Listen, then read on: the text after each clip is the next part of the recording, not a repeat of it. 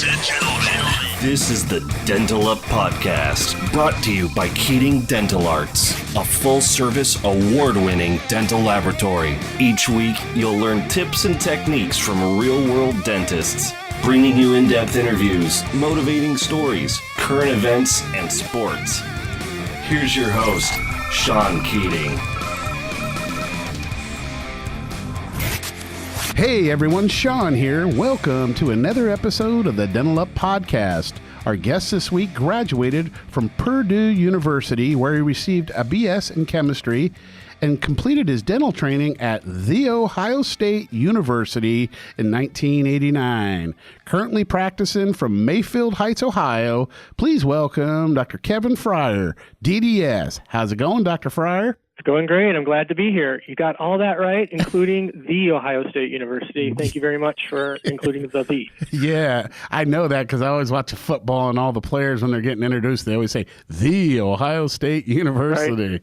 Oh, man. It's become a little bit of a joke around here, so I'm glad you participated. I remember way back in the day with when Ohio State was so dominant in football.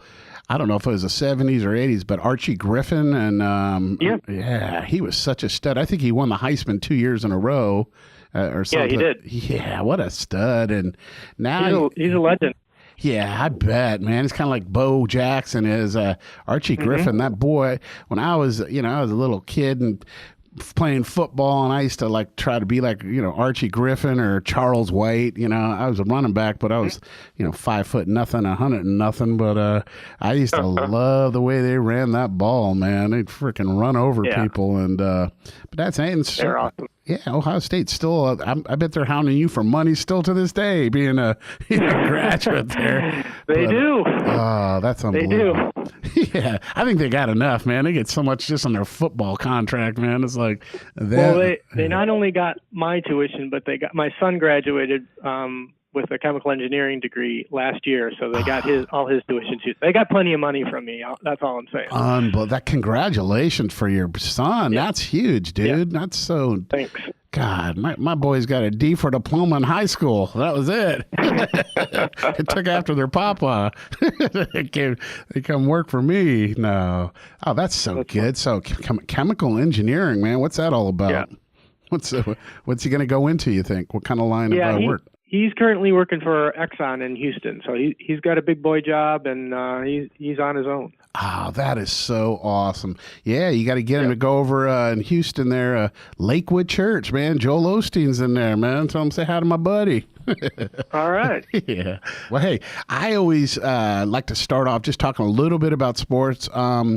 Just real quick on the, NBA playoffs are going right now. You got any basketball teams that you're liking? Or I kind of want the Clippers, man. They're up against the Golden State Warriors, and they came from 31 points down the other day, and they tied the series up 1 game to each. But yeah, I saw that. Well, as you know, LeBron left the Cavs last year. Oh, that's crazy. So I have a little bit of sour grapes about the whole NBA thing. Yeah, I bet.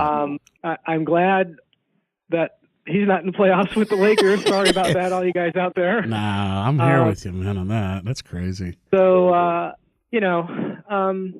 like to see someone out of the East challenge the Warriors if they get that far or whatever. Exactly. The Bucks or something like that, or Philadelphia. I was thinking the same thing, man, Milwaukee or Philly, just because it's been so long for the 76ers. But it's been so long, especially Milwaukee. Yeah. Yeah. They got that Greek, the freak Greek, man, or Giannis or something. I can't pronounce his name. What a stud that guy is, and so humble. And I remember I read where LeBron, he's so Hollywood and everything. He asked him if he wanted to do the Space Jam 2, like that basketball movie. And Giannis said, "Nah, I'm not a Hollywood guy. I'm just a basketball player, and I want to concentrate on this." Nice. And it's kind of good where, LeBron didn't look that great for us this year, man. He's kind of a big ego, and he's a stud for sure, but I don't know. It's this is the first time he hasn't made the playoffs in so long. Yeah, and, here they rebuilt around him numerous times, even in the middle of the season. Yeah. And I know the Lakers were trying to make some deals and stuff, but they just couldn't pull it off. Yeah, kind of blew it. So there. Again, a little bit of sour grapes, but oh well. Hey, you reap what you sow there, and they they're kind of going behind Magic, kind of going behind trying to get guys and putting it out. They're going to get rid of the whole team to get Anthony Davis or whatever. And I'm glad it didn't happen. And it's just something. The Lakers. I'm kind of glad Magic's gone, and he's a good guy and all that. But it's just I don't think he was putting the effort in that needs to be there because he has so many other ventures going on with his businesses. But I haven't been to see a Laker game in probably 6-7 years since they started losing, and I was going every year for years. But I don't like going to watch them when they're just mediocre team, and it's tough to watch. Right. It's cringeworthy when you go out there. It's like. Well, probably being a Cavs fan this year. You guys were in the finals for the last 4 years, man, and it was a lot of fun. And we had our run, we won our championship, but back to the drawing board, I guess. Yeah. Well, I like you said, man. I kind of like to see Milwaukee, man. I don't know if they ever won it, but I just think they might have with Lou Alcindor before he became Kareem Abdul-Jabbar. I think they won 1 or 2 with him. I think so too. Way back. Kareem became a Laker. Yeah. I think it was against the New York Knickerbockers they played or something like that. I remember when. That was. I remember watching basketball when I was a little kid way back then, and that was way back in the day. But I'm much older than you, so I've seen a few games that you haven't seen. You were still, probably breastfeeding them with Mama when I'm sitting there. No. Okay, probably cut that out there, David. Okay, I kind of went off on a rant. All right, dude. So, hey, man, let's go ahead and dental up. So tell me, Dr. Fyer, why did you get into dentistry, and at what point did you think I want to be a dentist? So I actually had an injury when I was in 3rd grade. I fell off my bike and smashed my front teeth. Oh, you're kidding. And I ended up needing a lot of dental work because of that, and so I was at the dentist a lot, and it just seemed like a cool job, and he was really nice, and he was not only nice to me, but I think he and my dad sort of just hit it off because we were there so many times. Okay. And I was like, oh, this guy likes my dad. My dad's a cool guy. It just seemed like a cool job. So real early on, I wanted to be a dentist. That's so cool. 3rd grade. I mean, I remember my older brother, Kevin, he's a dentist, he's an endodontist, but he was like in 6th, 7th grade, and he looked like Dracula. His teeth were going every which way, and, had to see an orthodontist and have extractions. And so he got into the itch at a young age, 6th, 7th grade. And 3rd grade, man, you knew it, man. That's awesome. Yep. And you've been practicing like 30 years now, man. You're crushing it, man. You're like MacGyver too, man. I've been working with you a long time. You do a little bit of everything, and I just I love it, dude. With you're just really solid and everything else. You've even been out to my lab a few times, haven't you? I've been out there twice, maybe 3 times, twice. But I've always been. The first time I went to visit your lab, it made a really big impression on me because I've been sending you cases for years and years, but of course I'd never actually seen the production. Okay. But I was really impressed with the way you had everything set up, the way you had, sort of a hierarchy of, people at the end of the bench to check quality control. And we sort of tried to emulate a little bit of that even in our practice. It did make a big impression on me. Oh, man. I remember the first time I seen it, I think it was at Coy's or when I had Dr.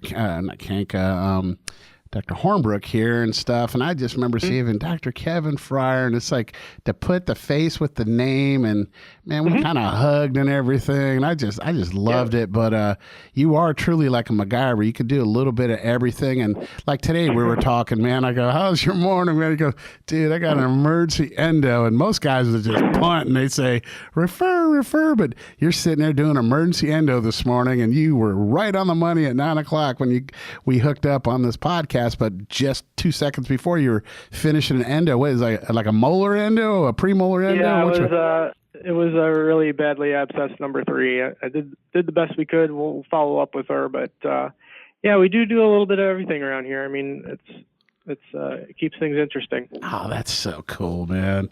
That's awesome. So tell me a little bit about your school, college-wise. How was dental school for you? Any good points, bad points, anything? I got a lot of younger dentists that listen to us. So any thoughts on your dental school experience? I think, honestly, dental school was rough.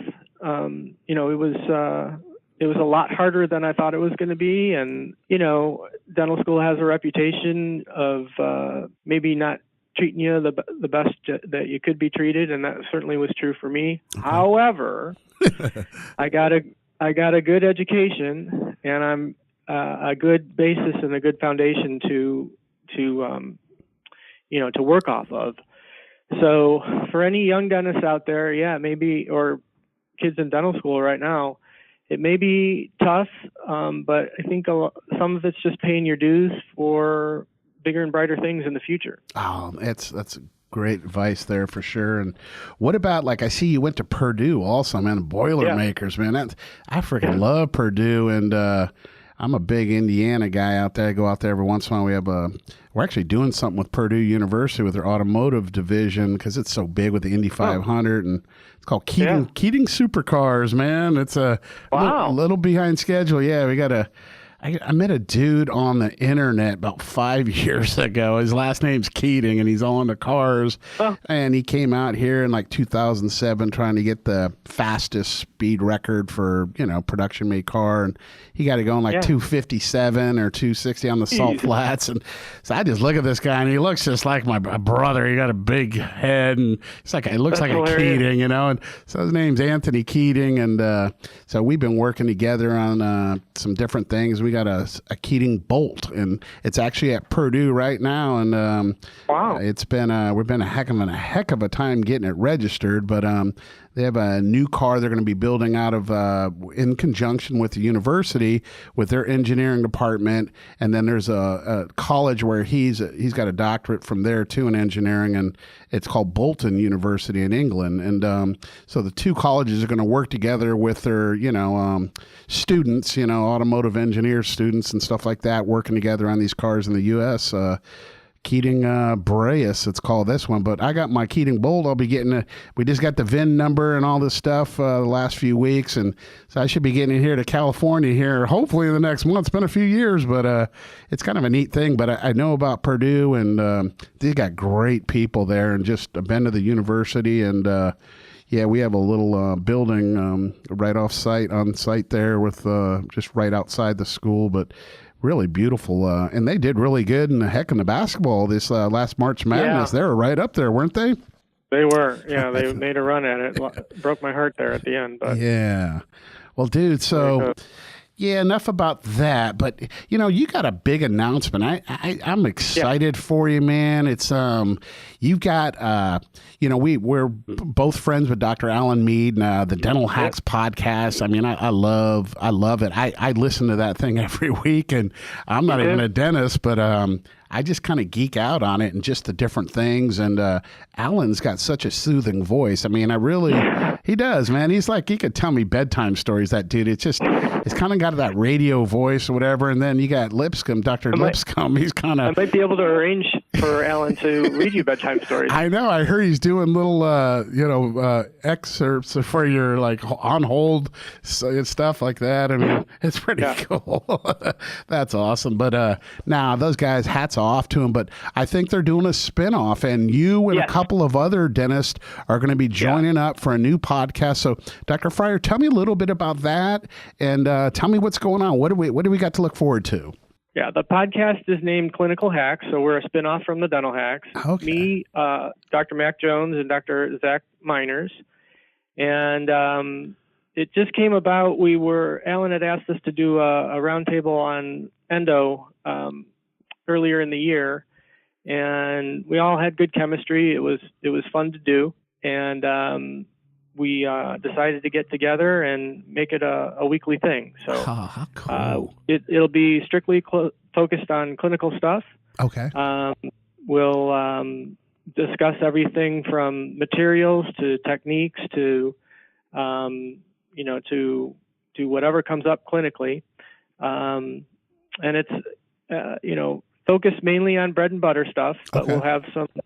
we'll have some other stuff in there too as time goes on, and I'm really excited about it. Oh, I think it'll be great, especially coming from, a lot of times you get some of these guys that are just, they're lecturers and and they got their little, spiel and this and that. But I think with you guys are real world dentists, man. I know, Yeah. I have experience with you. You do dentistry every day. You're in the trenches, and I just think it's really great the way, even with Dr. Mead and Dr. Lipscomb, they come across with a lot of different things and kind of trying to help dentistry in a great way, I think, on how to practice this and that. But I think with a clinical type thing, I'm going to try to do a little bit more clinical here. Mine, I'd rather talk about food and sports, a little bit of dentistry. I need like a lifestyle podcast, but I've had Bob, Bob Brandon, our manager here.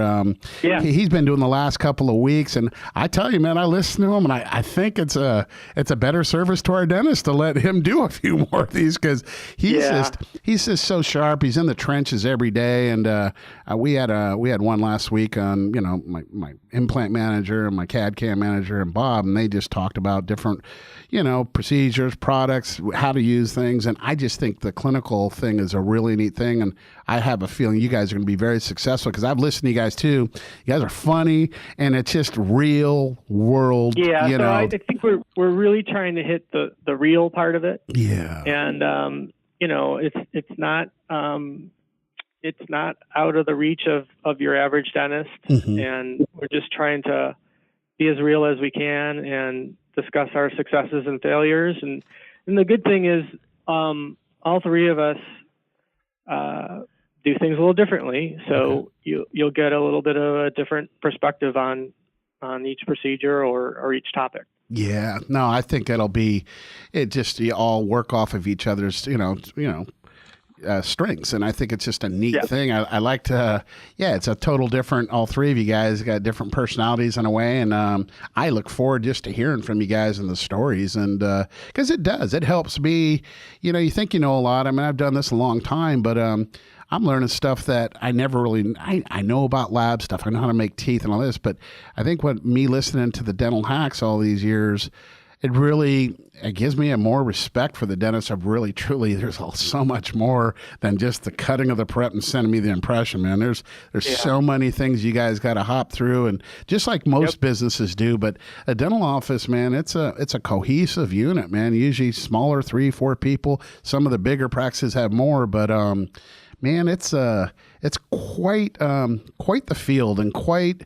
It's very rewarding, but it's very stressful, and you just got to have your things dialed in really to practice smarter and not harder. And I just think with these podcasts and getting the information out there that from true information for these guys to practice, it helps so much out there. And I'm excited for you guys, man. What days do you think you're going to be coming out each week? Is it going to be? I think they're going to release it on Tuesdays, but don't hold me to that. Okay. We've been discussing that sort of in the background. We've got about 6 or 7 episodes that have, previously been recorded. Okay. And we had that little teaser this week. I hope everyone enjoyed that. Yeah, it was awesome. I liked it. The actual episodes will be starting next week. Okay. I believe on Tuesday. That is so cool. You guys going to get a Facebook page and drive it that way too, or is it just going to we had the Dental Hacks had a clinical page that wasn't very active. So prior to releasing the podcast for the past 2 months or so, both Mac and Zach and I have been sort of feeding that page and getting some interest there. So we've been posting cases and asking questions, and so it's more active now, and we're getting a lot of engagement, and people seem to enjoy it. And along with sort of the hacks theme, we're trying to be real people and trying to be funny and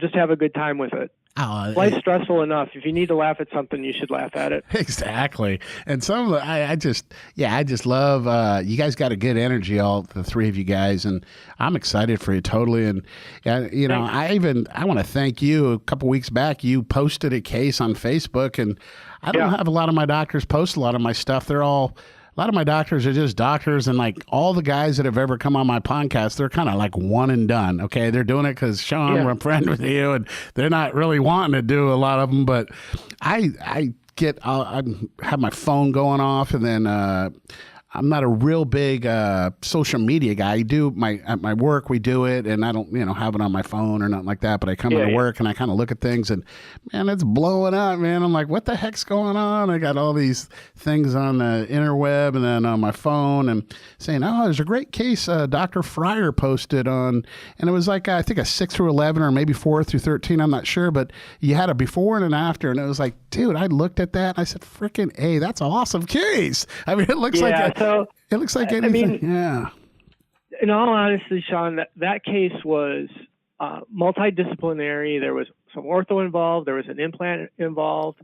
And, we did most of everything here. But the icing on the cake was the lab work that you guys did for me. Oh, man, and, thank you. That's what everyone sees, right? So, of course, I got to give you credit for that. Oh, man, thank you. There's even a further backstory to that case, and I can't maybe go too into it, but it was someone who, that particular patient was going through some struggles earlier in her life and has really turned her life around. So it gave me, it's nice when you give someone a new smile and they're smiling really big and crying at the same time. Oh, yes. And that's what happened with that one. So. Oh, man, that's so awesome, dude. No, it was just, what a great looking case. And, I was going to say to you online, I was going to go, Hornbrook's got nothing on you or Cake or any of these guys. I mean, really, dude. I mean, that was a very good looking case, and there's a lot of different elements on that with implants and veneers and crowns.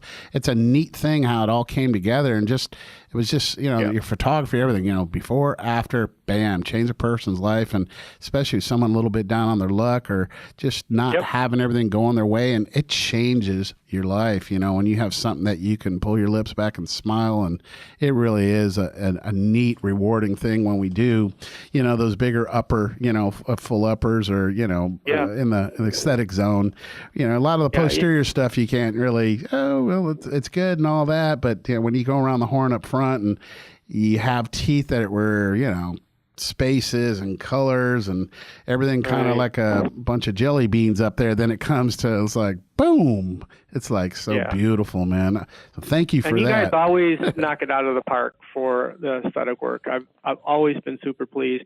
I may have told you this one once before, but I'm going to mention it again on the podcast so other people can hear.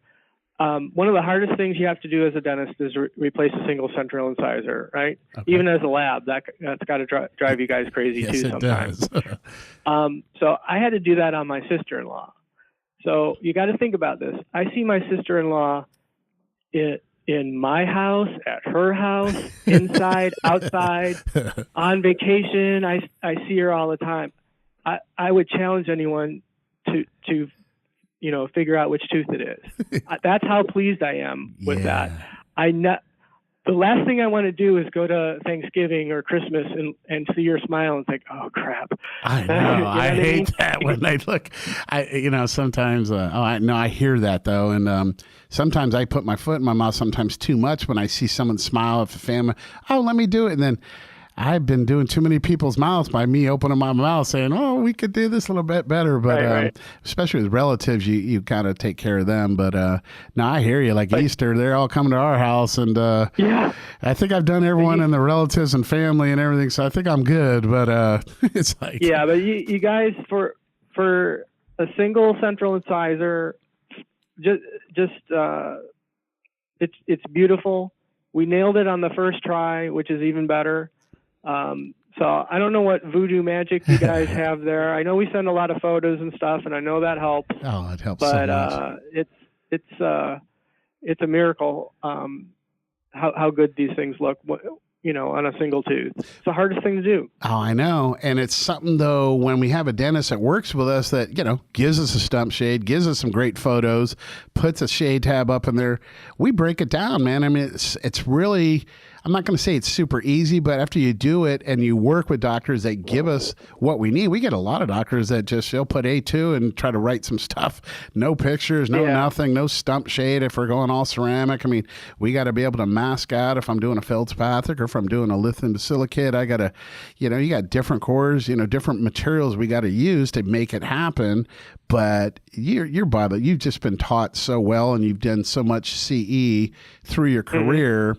That's why you're so successful, I think, and you can pretty much predict outcomes. We can treatment plan logically together on these cases, and you get it. And, you're up with a bunch of doctors that are like you that get it, and that's just important. But single central shouldn't be a problem, dude. You touched on something, the photos. I mean, that's career changing. It is. And you can't communicate with words to your lab like you can with the photos. I mean, that should be obvious, but we're living in an age where you take photos for everything.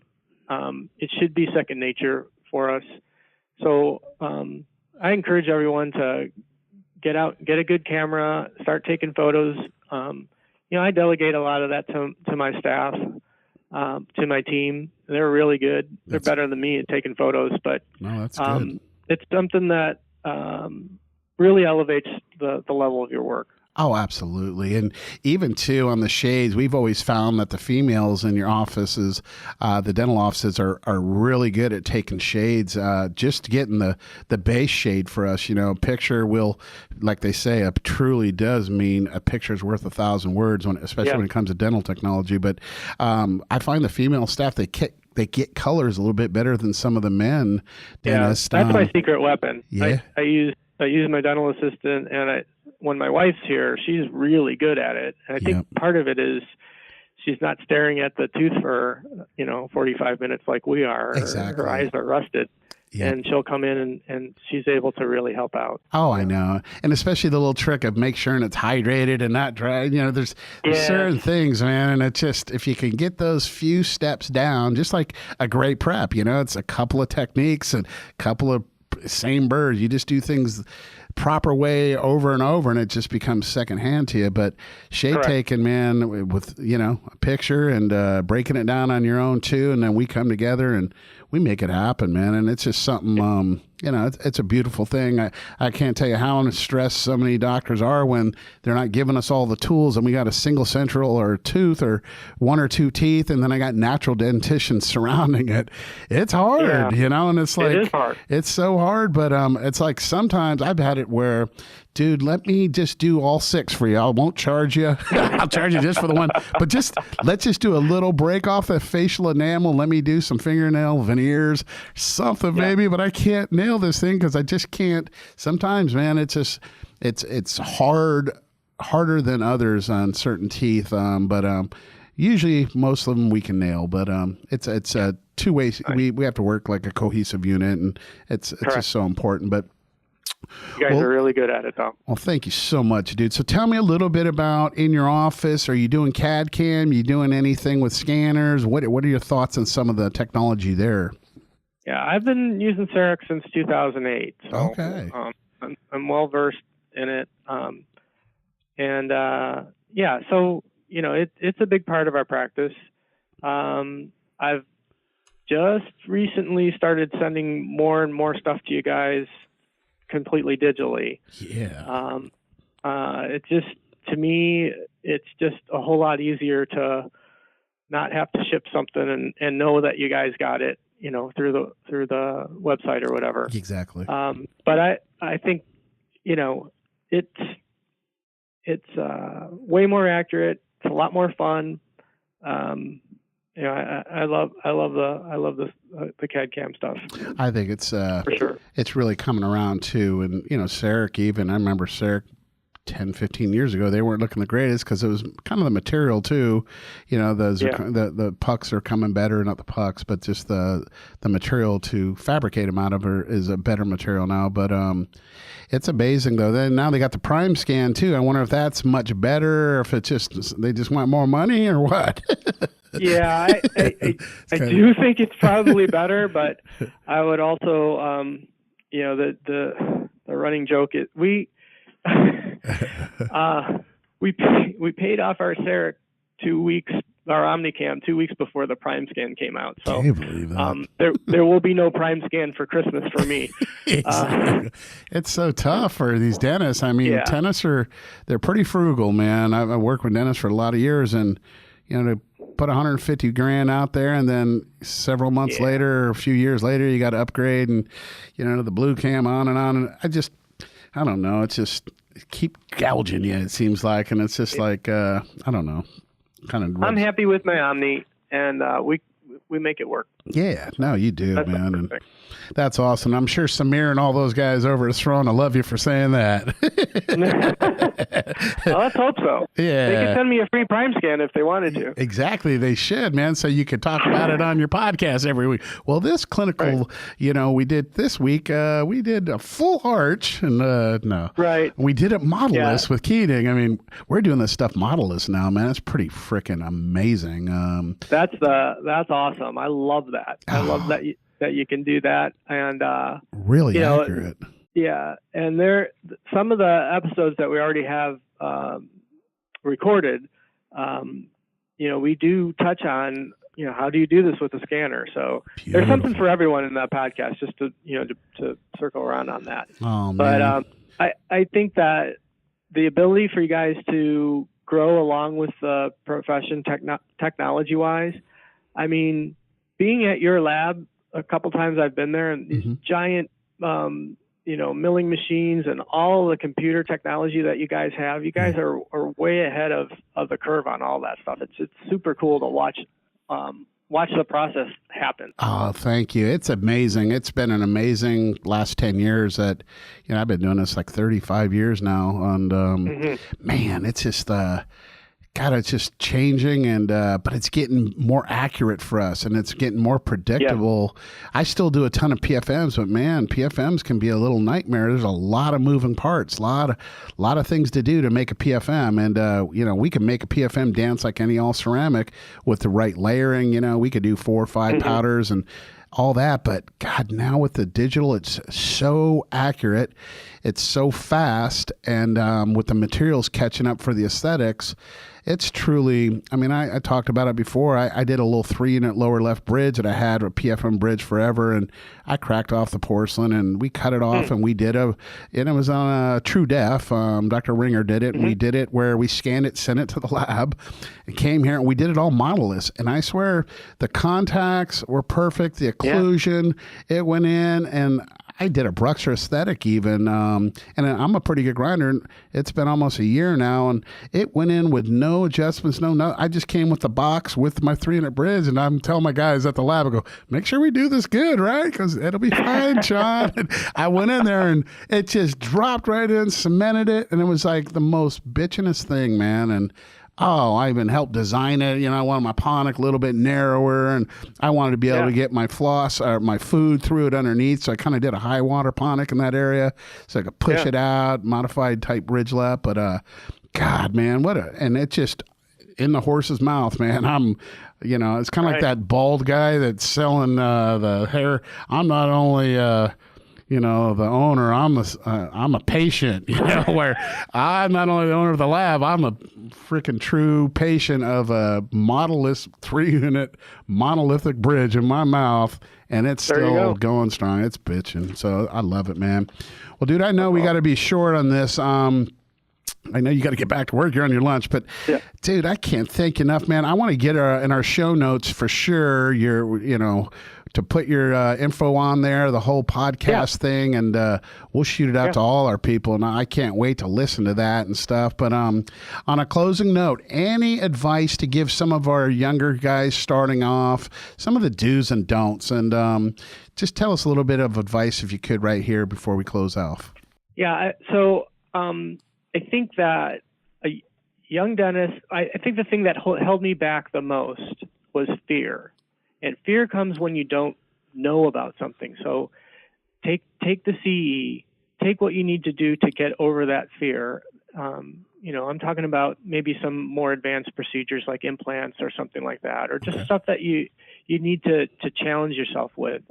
When you have knowledge on something, that wipes the fear away, and don't let that hold you back.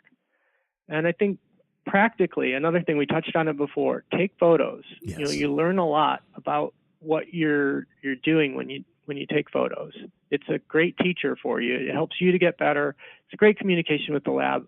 That should be understood. But take a lot of photos, analyze your work, and it just helps you to get better. Oh, it's awesome.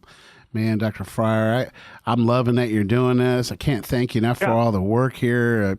God bless you and your family. And man, thank you. If there's anything I can ever do, let me know, man. You got another round here or anything?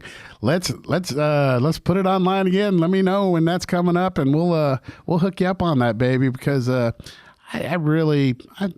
don't have a lot of guys post their stuff, and they're kind of quiet dentists. They just do their work. But I thank you for that, and the good, You're the bad. welcome. I thank you. I mean, for real, you guys have always been great to me. And, again, if the case comes out that great, you guys deserve the credit because it's your ceramic on there. And you guys really do a great job. Woohoo! Yee-hee. We're going to drop the mic on that, baby.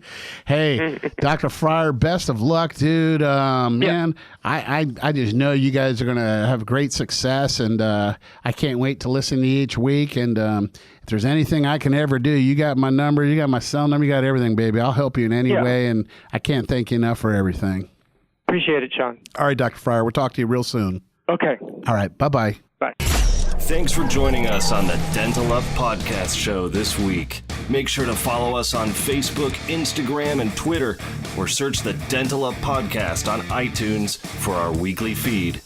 Don't forget to visit KeatingDentalArts.com/promo for exclusive offers. Keating Dental Arts is a full-service dental laboratory, and we're nationwide. We'd love for you to send us a case so we can show you the Keating difference. If you dig what you heard, please leave a review on iTunes, and we'll be back next week.